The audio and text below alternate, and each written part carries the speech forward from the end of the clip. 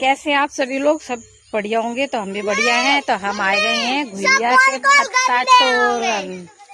क्या है? गंदे होंगे। और आज हम लोग जा रहे हैं स्विमिंग पूल। मेरी दरारी लग चुकी है। देखो दरारी अबे हम तोड़ के ले गए थे। अजय देखो लगी है दरारी है। बाद में घर ले गए थे। घर ले गए थे तोड़ के। जहाँ में सिर्फ खाद पड़ी है, दवाई कोई चीज नहीं है। दवाई नहीं डरी जहाँ में काऊ तरीका की। हाँ शुद्ध है। लेकिन पता है ये भिंडी के मारे हमारे पत्ता मारे जा रहे हैं। कौन वाले भैया के? हाँ भिंडी के मारे मैं भैया के पत्ता मारे जाए हैं। ये भिंडी के पौधा है दब रहे हैं नीचे। और ये ककड़ी के हैं। और कहा चाची मेरे घर भीड़ भाड़ हो गई खूब।